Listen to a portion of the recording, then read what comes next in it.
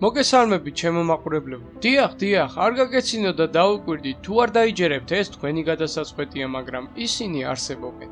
მეცნიერები ამ ყველაფერს აბრალებენ ჩერნობილის რადიაციას, რის გამოც ცხოველები მუტაციას განიცდიან. დაიბადებიან ორთავიანი ცხოველები. ზოგს ერთი თვალი აქვს, ზოგს 6 ფეხი და ბოსტნეულიც გასაოცრად გიგანტური იზრდება. ახლა კი ვისაუბრებთ 5 უიშვიათეს მუტანტურ ცხოველზე, რომელიც ამერიკაში აღმოაჩინეს.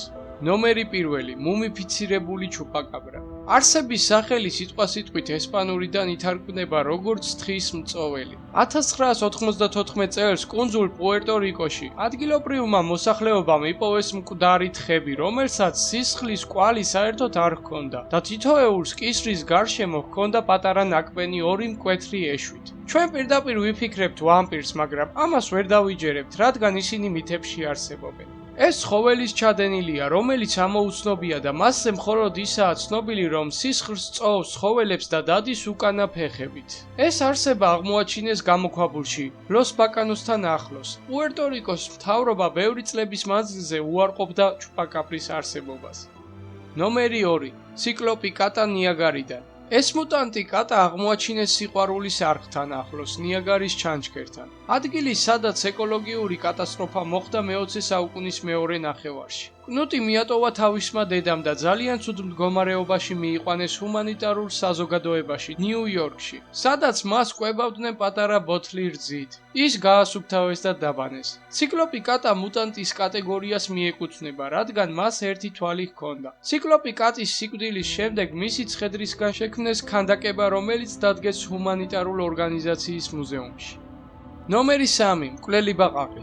მკვლელი ბაყაყი ჭამს ადამიანის ხორცს. მძიმე, ბეწვიანი, რქებიანი, ასე მოიხსენიებენ მათ. მკვლელ ბაყაყებს დიდი ხანი თვლიდნენ ჭაობის ლეგენდად, მაგრამ ცოტა ხნის წინ აღმოაჩინეს კუნძულზე, სადაც ტარდებოდა ქიმიური ექსპერიმენტები მიჩიგანის შტატში. ამის შემდეგ ბევრი შემთხვევა მოხდა, გარემოს მეთევზეებმა ნახეს მკვლელი ბაყაყი. მკვლელი ბაყაყები ჰგავნან ბუფოს ჰომოციდიუსს და იზრდებიან ნებისმიერი ზომის და მისი ფერი კი მრავალია. ერთ-ერთი მკვლელი ბაყაყის პირში ნაპოვნი იქნა ფრაგმენტი ადამიანის თითი, რომელიც ეკუთვნოდა უსახლკარო მოხუცს. ნომერი 4. თევზი ადამიანის სახით. მიკროპტერუს სალმოიდეს, ეს მისი სახელია, ბიოლოგიურად და ჰეშტაპსიქოლოგიურად წარმოუდგენელი დიდი ადამიანის სახიანი თევზი, რომელსაც აქვს დიდი პირი. იგი დაიჭირეს მდინარე როუგის დასუფთავებისას, დეტროიტთან ახლოს. როუგის მდინარე დიდი ხანია ძალიან დაბინძურებულია ქიმიური ნარჩენებისგან და სხვა ატომური მწარმოებელი დეიტერიუმის ოქსიდებით. ყოველ წელს მდინარე როუგში მცხოვრები ორგანიზმები უფრო და უფრო მუტაციას განიცდიან. ერთ-ერთი უსახლკარო იჭერდა ამ მდინარეში მუტანტებს, იმზადებდა და ჭამდა, რაც მისი ორგანიზმისთვის ძალიან სახიფათო გამოდგა.